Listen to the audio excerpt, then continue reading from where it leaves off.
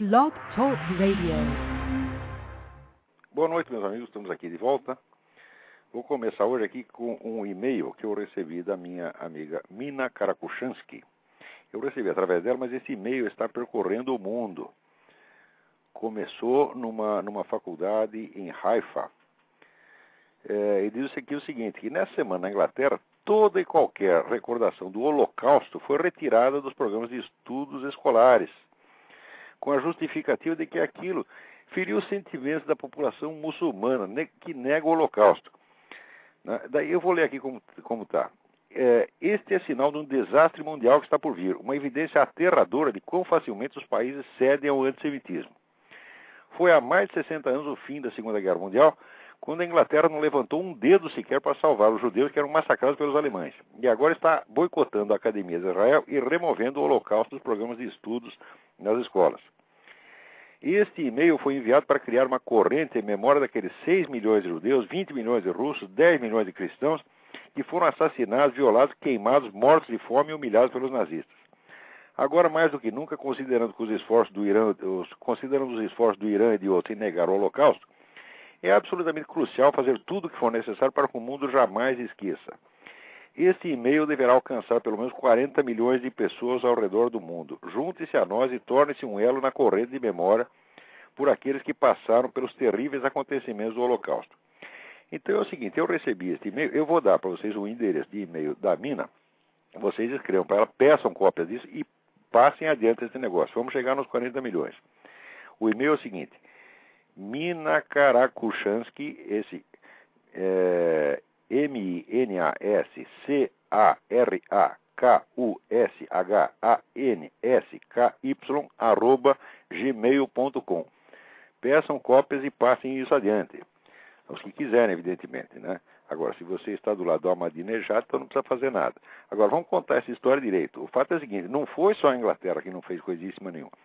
Enquanto a Inglaterra não estava fazendo nada, estava lá, o primeiro-ministro inglês estava lá conversando com Hitler, achando que era um gentleman, um cavalheiro, perfeito cavalheiro, que jamais agrediria país vizinho nenhum. Aqui nos Estados Unidos, a turminha do Partido Comunista estava fazendo greve, tá certo? Logo em seguida começou a fazer greve para impedir que os Estados Unidos embarcassem armas e ajuda para a Inglaterra, quando ela, por sua vez, foi atacada pela Alemanha. O Stalin estava fornecendo não só armas e ajuda econômica, mas fornecendo um pedaço do território da União Soviética para que ali o Hitler refizesse o exército alemão, que estava proibido pelo Tratado de Versalhes. Em suma, não é que o pessoal não estava fazendo nada, o pessoal estava ajudando, estava todo mundo ajudando aquele sujeito a montar a ditadura alemã, tá certo? E a preparar toda a desgraça que logo em seguida se abateu sobre o mundo. Agora, depois que acontece, daí é todo mundo inocente. Ah, não fui eu. Ainda vem com aquela história idiota de que o Papa Pio XII não fez nada, quando ele foi o único que fez alguma coisa. Está lá na Rádio Vaticana, todas as gravações de programa que ele fez, ele não passava uma semana sem abrir a boca e falar desse assunto, enquanto estava todo mundo, né? Ou ficando quietinho, ou pior ainda, ajudando os nazistas.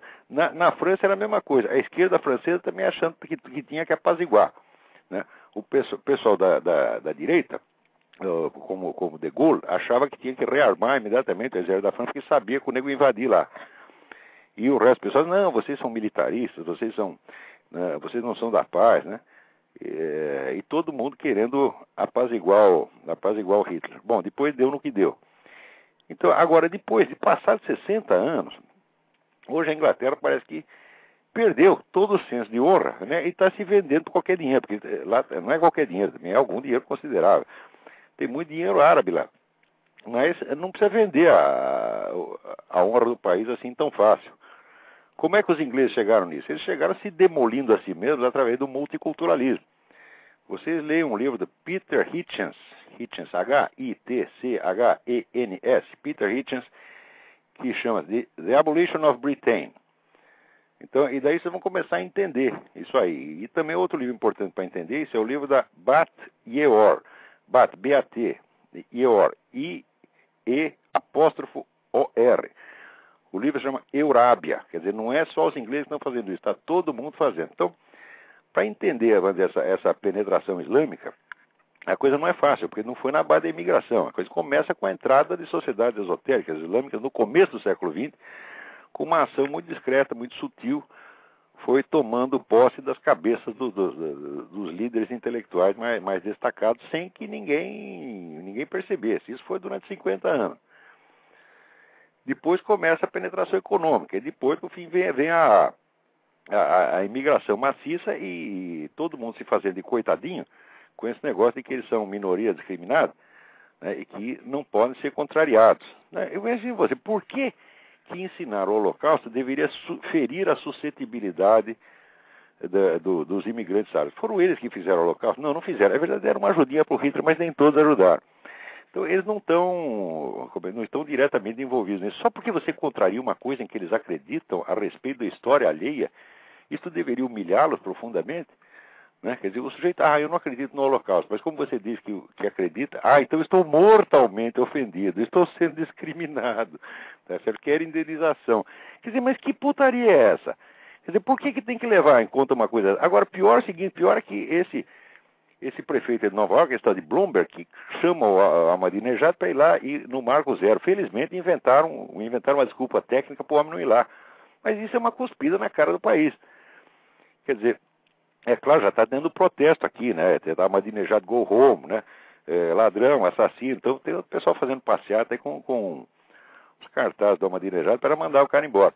Mas eu garanto que ele vai vir aqui, vai cuspir na cara dos Estados Unidos, e tem muita gente que vai achar bonito, vai achar lindo, né? Achar lindo porque o pessoal quer acabar mesmo, é a liquidação total. Assim como, né, já teve 60 anos atrás, já teve a liquidação política e militar da Europa, então agora vai ter a liquidação cultural, psicológica, vai acabar tudo. Né? Agora, tem os acontecimentos nacionais da semana que são muitíssimo interessantes.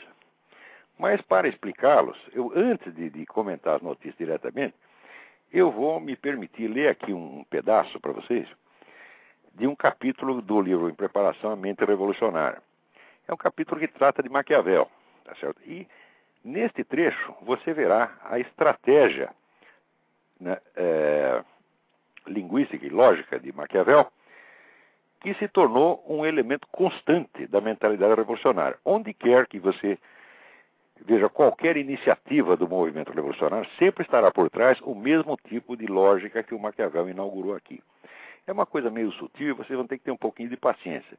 Mas eu acho que os lucros que vão obter disso aí em matéria de compreensão da realidade são formidáveis.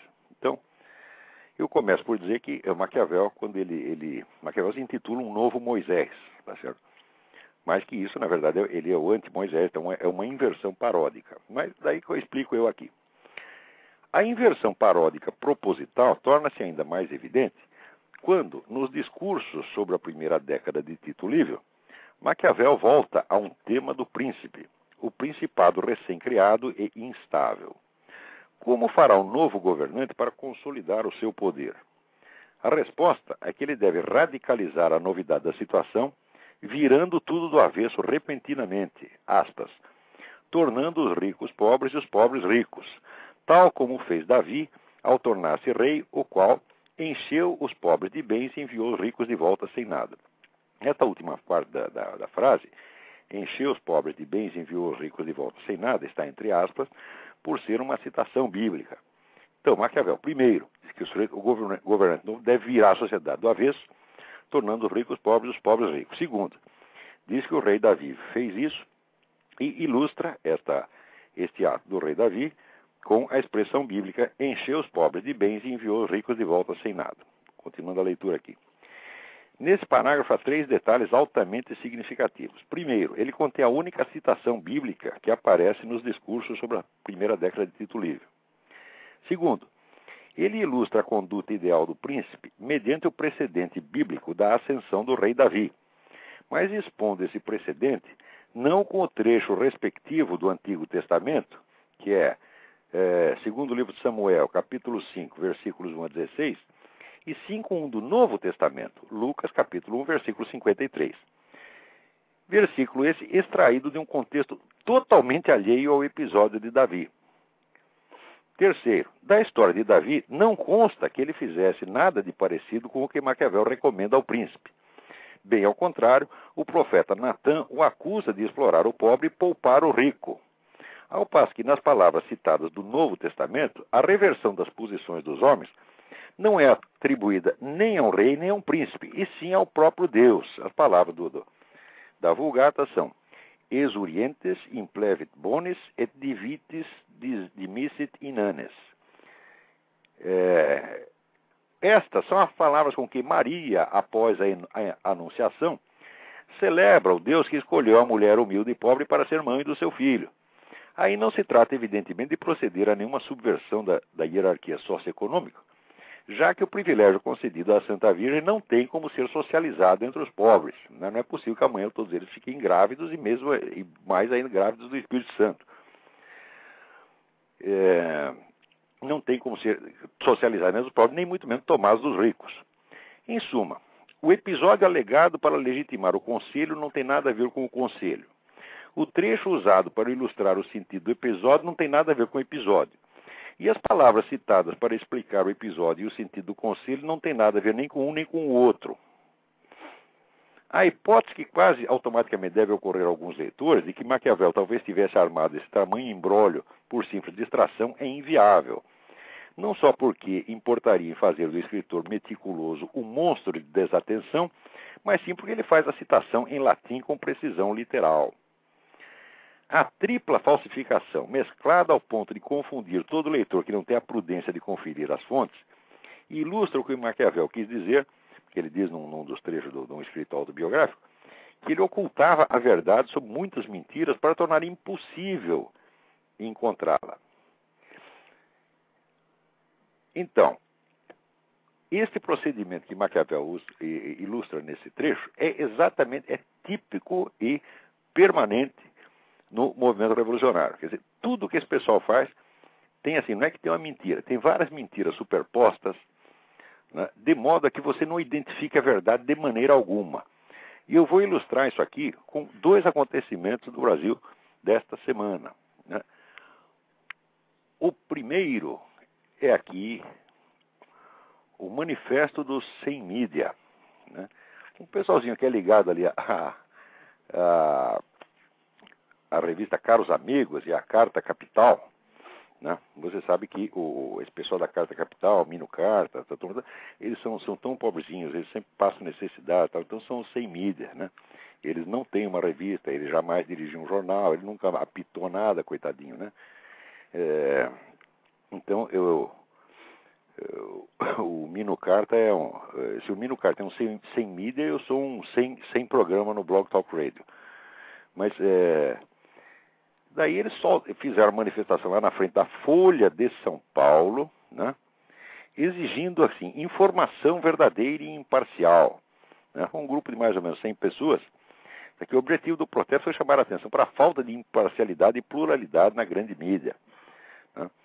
Então, o manifesto do Sem Mídia, organizado pelo blogueiro Eduardo Guimarães, do blog cidadania.com, segundo ele, trata-se de um momento pelo direito à informação correta, fiel e honesta. Né. Eu vou ler uns trechos aqui do manifesto. Vivemos um tempo em que a informação se tornou tão vital para o homem que passou a integrar o arcabouço de seus direitos fundamentais. Defender a boa qualidade da informação, pois, é defender um dos mais importantes direitos fundamentais do homem. E aí vai.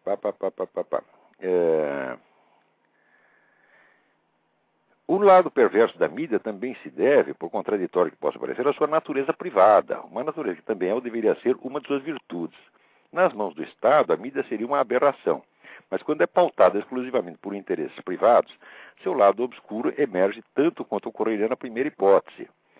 Então, olha, vamos pensar o seguinte, ou você tem a mídia governamental, ou você tem a mídia privada, ou você tem um mezzo a mezzo, tá certo? Mas acontece que o mezzo a mezzo é precisamente a mídia controlada pelo Estado, porque não é a mídia que vai controlar o Estado, evidentemente, né? Então, quer dizer, não tem, quando você diz, olha, nós não queremos a mídia submetida ao Estado, ele está querendo dizer exatamente que ele quer o controle estatal da mídia. Não precisa ser o controle econômico, mas o Estado precisa poder intervir na mídia. Então, o que acontece é que as empresas continuam sendo privadas e a responsabilidade continua sendo do empresário, tá certo? Porém, ele tem que fazer o que o governo quer, exatamente o que o governo manda, porque se der errado, a culpa será dele. Os méritos da mídia serão do governo e os pecados serão atribuídos ao empresário privado. Então, o empresário se torna um empregado do Estado. Isso é a definição mesma do que é o sistema de mídia no governo fascista. O fascismo, ele não prega a estatização completa da livre empresa, apenas a sua subjugação aos fins do Estado. Então é exatamente o que os negros estão pedindo aqui. Mas o mais bonito é o seguinte: durante 15 anos, eu fui anotando, tá certo? O viés existente na mídia em favor da esquerda. Então eu notava, por exemplo, que todas as perseguições a cristãos no mundo, tá certo? Que o pessoal chegou a matar na base, durante a década de 90, chegou a matar na base de 150 mil por ano, segundo o grande estudioso do assunto, que é o Michael Horowitz, não se publicava uma linha. Sobre a existência, o crescimento das atividades do Foro de São Paulo, não se publicava uma linha. Sobre os encontros permanentes, insistentes e frequentes do PT com essa turma das Farc, não se publicava uma linha. Quando o Constantine Mendes disse que existia o eixo Lula-Castro Chaves, a mídia inteira caiu de pau, tá certo? E fez o possível para que essa opinião fosse abafada. Tá certo? Então, com relação, por exemplo, à doutrinação marxista nas escolas, só quem escreveu no Jornal da Tarde fui eu. Agora está todo mundo falando, agora apareceu Ali Camel escrevendo com 9 anos de atraso, tá certo? E todo mundo se interessou pelo assunto, mas eu fiquei falando disso em vão há mais de 9 anos, né?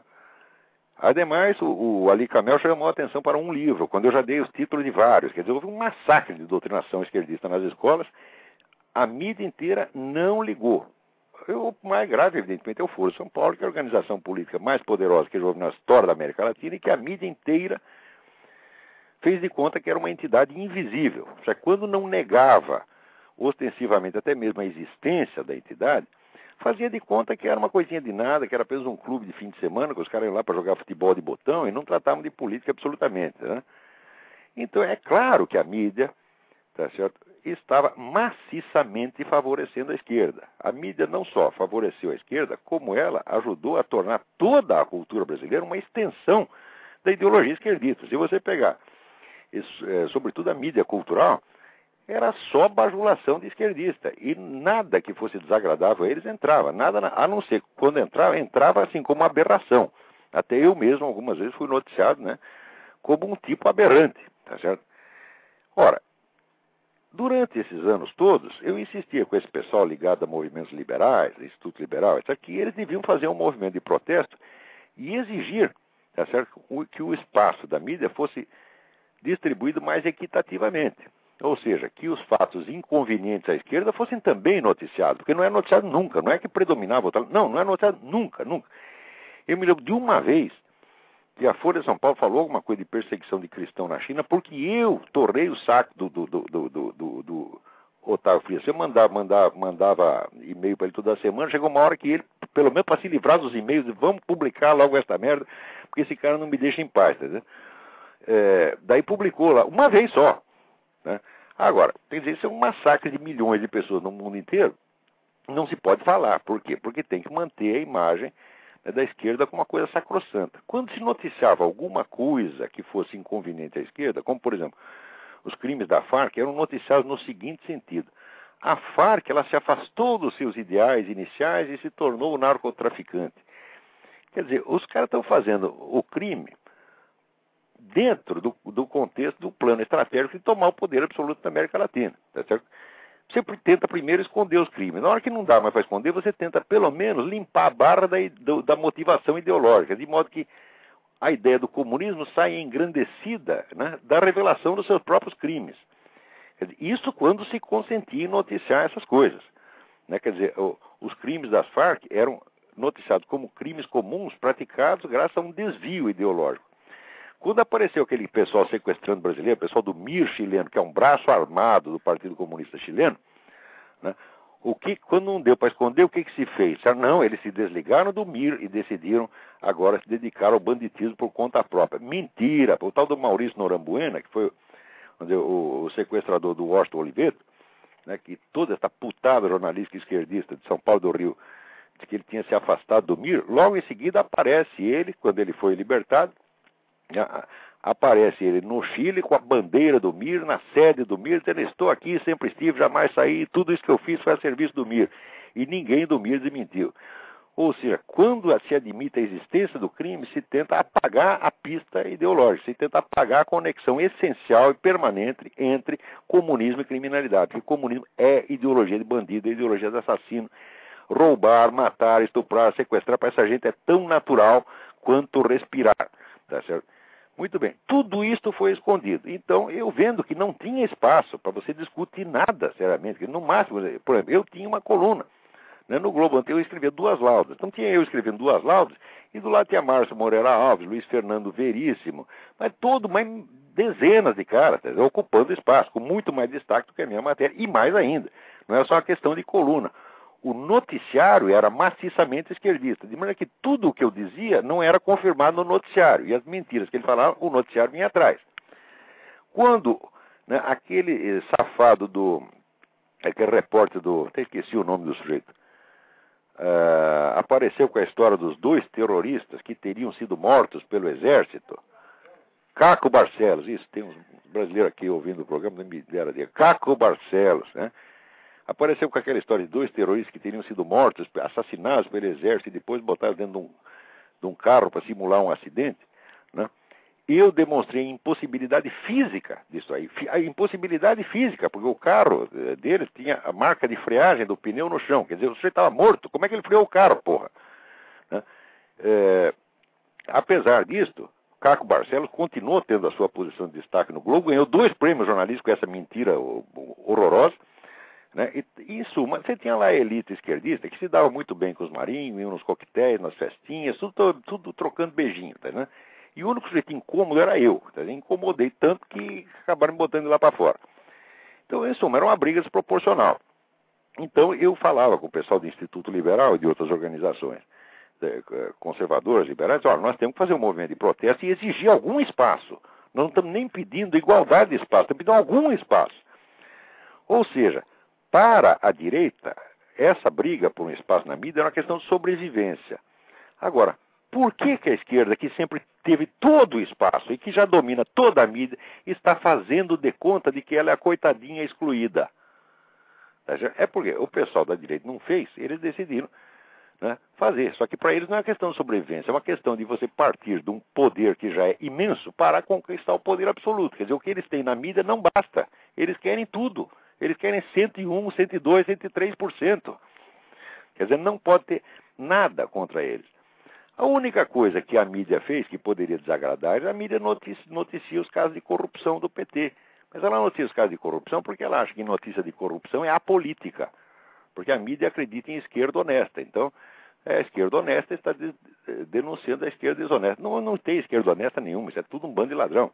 Tá certo? Mas, ou seja, tudo aquilo que foi dito contra o PT foi dito apoliticamente, só na base, vamos dizer, das leis. Mas nem isso pode. Isso, para o PT, é golpismo. Tá? Quer dizer, nem mesmo noticiar as falcatruas dele pode.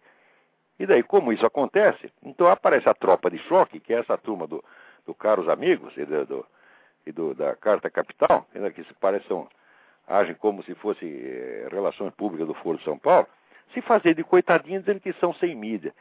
É ainda o Maquiavel, você está entendendo? Quer dizer, é a falsificação em cima da falsificação com outra falsificação em cima, para ninguém entender o que está acontecendo.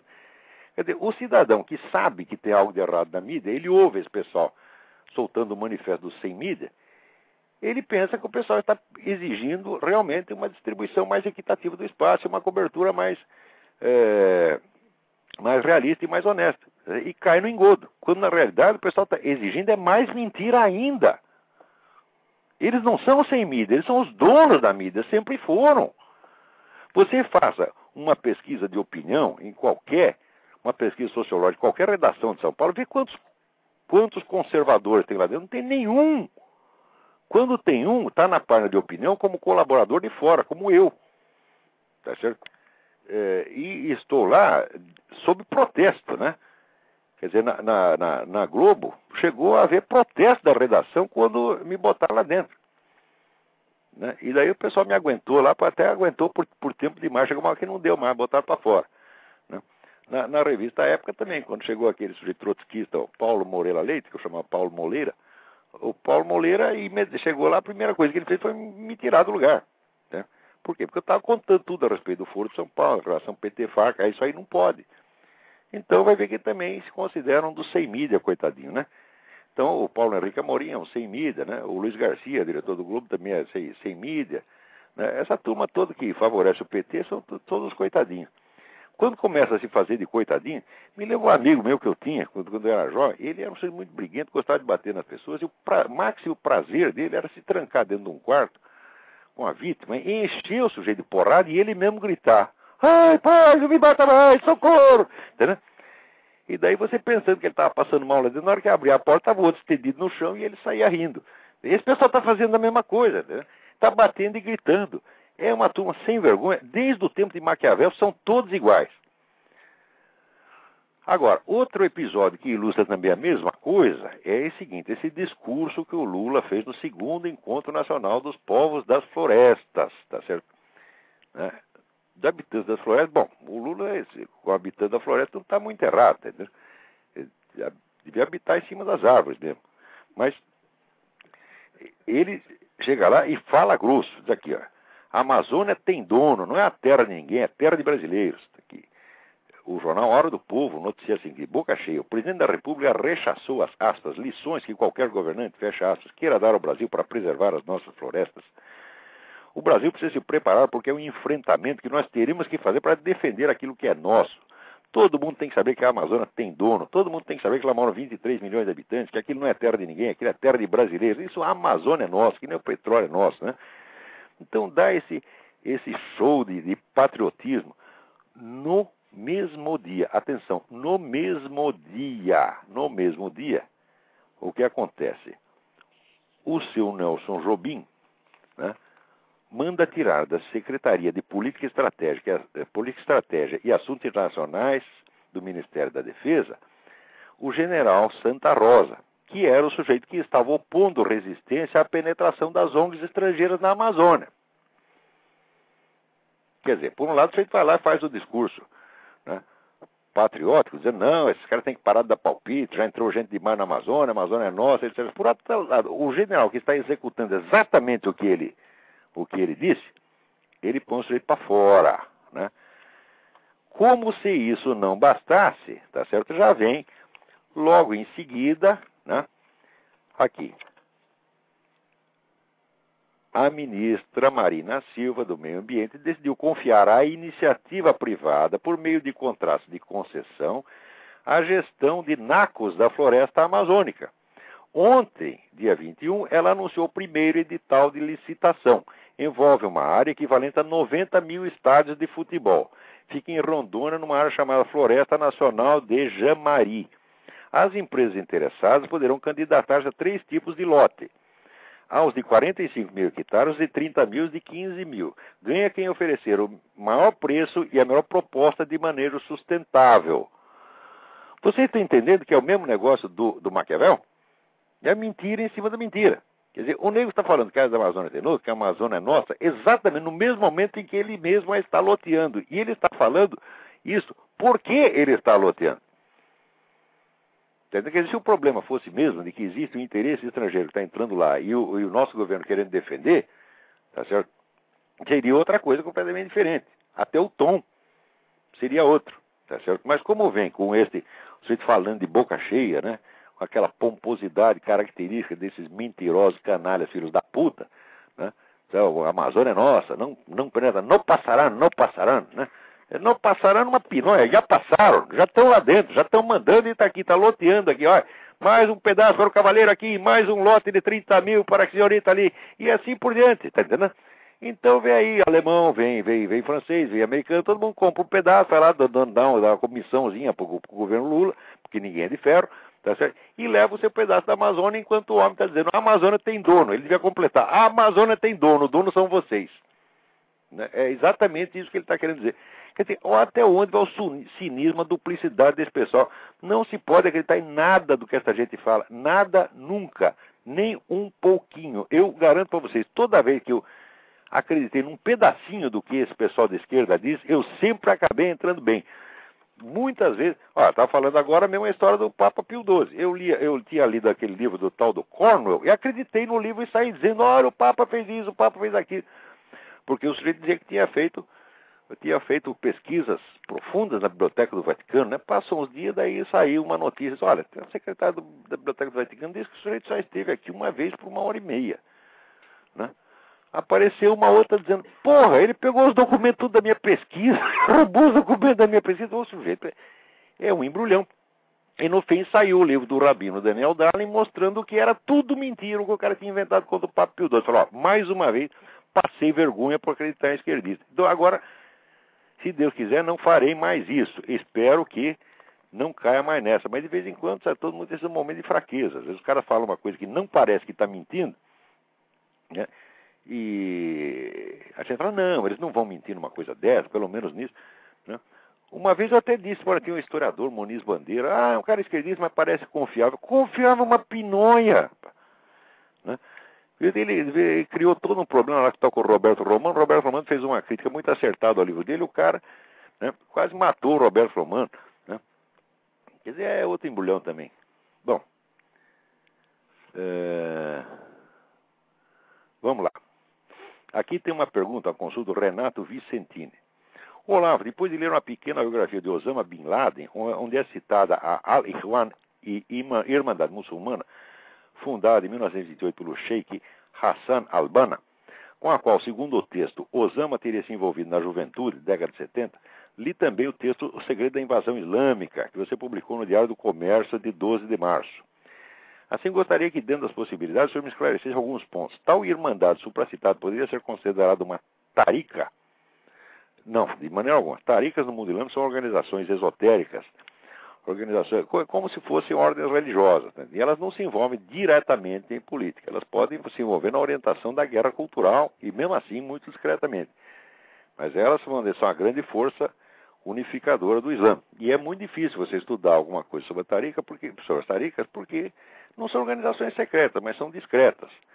Tá certo? Então, agora, a Irmandade Muçulmana é uma organização pública, tá certo? Que tem milhões de militantes no mundo inteiro, e que frequentemente eu vi representantes dessa entidade até falar mal do pessoal das taricas, né? Não sei se falar mal da boca para fora, mas uma vez um camarada que eu conheci que era um membro destacado da Irmandade Muçulmana falou, não, esse negócio das taricas, sufismo, esoterismo, então isso aí é a praga do Islã, tem que acabar com tudo.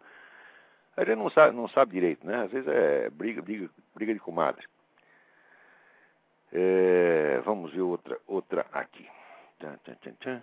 Aqui tem um aviso importante que me foi mandado pelo Júlio Severo. Aqui. Jornada Nacional Evangélica em Defesa da Vida e da Família. Né? Então, vamos lá. Está aqui escrito pelo Júlio Severo. Vá ao Congresso Nacional, conheça o deputado Henrique Afonso. Ele é militante do PT há anos, mas está seguindo uma direção diferente de seus companheiros de partido. Enquanto deputados e senadores do PT se unem e batalham por projetos de aborto e homossexualismo, o deputado Afonso entrou numa grande campanha para defender a vida e a família. Bom, como resultado, os caras já estão querendo botar o nego para fora do PT, você tá entendendo? Porque não pode, ali não, né? Eles falam da liberdade de opinião, mas é a liberdade de opinião deles. É a liberdade de você expressar, né, livremente, sem medo, a opinião igualzinha deles, né? Agora, os outros não.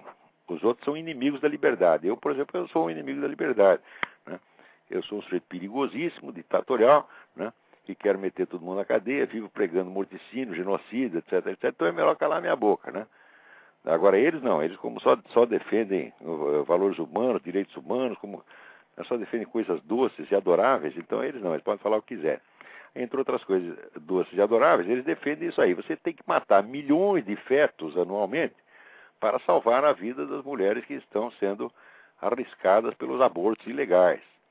Quando você vai ver nas estatísticas do próprio SUS, o número de mulheres que moram nesses abortos ilegais é 7, 8 por ano. Quer dizer, para salvar 7, 8 mulheres tem que matar milhões de bebês. Isso aí é que é a doçura e os direitos humanos, tal como eles os entendem. O que é pior, né? Como apareceu já no Mídia Sem Máscara, a matéria que mandaram para mim, eu passei para o Mídia Sem Máscara, foi publicado, está lá a prova de que os caras que financiam as clínicas de aborto ilegal no Brasil, quer dizer, os grandes donos das clínicas de aborto ilegal são as mesmas organizações que estão subsidiando a campanha pela legalização do aborto. Quer dizer, eles criam o problema e depois fingem que estão querendo libertar você do problema. É o mesmo negócio do Maquiavel, você está entendendo? É a mentira superposta, né? E assim vai. Agora, mais ainda, quando você vê essas coisas de aborto, né? Liberação da pedofilia, né? Lei da homofobia, etc, etc. Tudo isso aí o que é? É um aprofundamento da técnica do Maquiavel. Porque o Maquiavel só falou em virar a sociedade do avesso do ponto de vista socioeconômico. Ele torna os pobres ricos, os ricos pobres repentinamente. Aí fica todo mundo louco, né? Agora, os caras aprofundaram isso, né? Eles querem tornar proibido o que era obrigatório o que era proibido. Quer dizer, então, daqui a pouco, por exemplo, esse negócio, começou agora já essa campanha sutil no começo, mas que vai crescer com o tempo, em favor da pedofilia. Já tem esse tal Denilson Lopes, que ele diz que pega todas as condenações públicas que se faz à pedofilia e diz que estão tudo demonstrações de intolerância. Quer dizer, ou seja, nós para sermos tolerantes e boas pessoas, nós teremos que, né, apreciar a pedofilia, né, e não falar mal dela, para não discriminá-la. Isso quer dizer que daqui 10 anos, meu filho, se você se recusar a ceder o seu filho menor de idade para que um pedófilo desfrute dele, você vai para a cadeia. Tá certo? Do mesmo modo que agora, você é obrigado, por exemplo, aparece um sujeito, aparece um homem na sua frente de 2 metros de altura, tá certo? Com aqueles ombros igual do Schwarzenegger, mas ele colocou 2 peitos de silicone, tá certo? E você tem que chamar de senhorita, porque você não reconhecer, ele vai dizer que você está discriminando e você vai para a cadeia. E pior, se você ri do fulano, pior ainda. Isso quer dizer, a mera percepção estética, né, de proporções, etc, etc, fica proibida. Você não pode perceber as coisas como elas são. Isso agora você imagina, por exemplo, o presidente Lula, né, amanhã muda de ideia, resolve mudar de sexo, tá certo? E aparece lá com 2 tetas, tá? E eu não vou poder rir, porque se eu rir, eu vou pra cana. Espero que ele não tenha essa ideia. Sinceramente, eu espero. Eu acho que ele não vai ter, porque ele está velho já para pensar nessas coisas. Tá certo? Mas, olha, eu não tenho nada contra isso. Quer dizer, eu faço o possível para tentar ser um sujeito educado e não ferir a suscetibilidade, não ferir o sentimento de ninguém. Mas, um momento, por que o sujeito pode ferir a minha percepção estética? Ele pode pisar em cima dela. Por que ele pode proibir, tá certo, a minha percepção espontânea das coisas? Tá certo? E eu não tenho o direito de perceber as coisas como as percebo. Então, isso aí é a mesma coisa do Maquiavel, você inverter tudo, virar a sociedade de cabeça para baixo. Peraí, tem alguém na linha aí, vamos lá. Alô? Olavo? Sim. Adelice, tudo bem, Olavo? Adelice, tudo bem? Tudo jóia. Diga. Só para fazer um comentáriozinho, né? Faça. Você comentou do Júlio Severo a respeito do aborto. Uhum. E o que é bem interessante é que agora a novidade que eu ouvi de algumas pessoas que defendem a legalização é justamente que nós somos os responsáveis pela morte das mulheres, entendeu? Então, como a gente como não é favorável... Como nós não as deixamos abortar, nem legal nem ilegalmente, então nós estamos obrigando. Nós as estamos obrigando a fazer aquilo que nós as proibimos de fazer. É isso que ele quer dizer. Exatamente. Então, nós somos os responsáveis pela morte dessas mulheres. Entendeu? Então, é gozado. É uma inversão completa. Eu tenho uma parenta que anos atrás saiu com um sujeito, né? E engravidou e voltou dizendo que ia abortar. Eu disse, se você abortar, eu encho você de porrada. Tá certo? Eu não perguntei para ela se o aborto seria legal ou ilegal. Legal ou ilegal ia levar porrada do mesmo jeito. Eu sei que daqui a pouco passou a tristeza, ela roubou outro namorado, casou com o outro aceitou o filho, o moleque tá grande hoje, né? Uhum. E todo mundo tá achando ótimo. Eu não cheguei a dar as porradas, mas foi uma ameaça bem-vinda, né? Teve outra que, assim, que também engravidou e descobriu que o namorado era gay, né? E estava lá toda chorosa e tal, com problema existencial, e eu decidi levar o negócio da piada. Falei, ele é gay, melhor, pague 1 e leve 2. Né? Daí começamos a rir, etc. Ela que estava pensando em abortar também decidiu de abortar, hoje o garoto está grande, está todo mundo feliz. Né? Isso quer dizer que por eu ter recomendado que essas mulheres não abortassem, quer dizer, ou na base da porrada ou na base da piada, então quer dizer que eu sou culpado de... Né? Se elas tivessem feito aborto, eu seria culpado. Exatamente. Então você seria culpado se acontecesse alguma coisa Quer dizer, com se ela. você fala contra o aborto, você é culpado delas terem realizado aborto. E se você fala a favor do aborto, você está libertando o aborto. Ora, é o Maquiavel de novo, quer dizer, é a inversão total. Exatamente. Bom, Olavo, parabéns aí pelo seu programa. Era só esse comentáriozinho, porque me chamou bastante atenção nesses últimos dias, essa inversão toda aí. Tá bom? Muito obrigado aí pela sua participação. Obrigado, até sempre. mais. Tchau.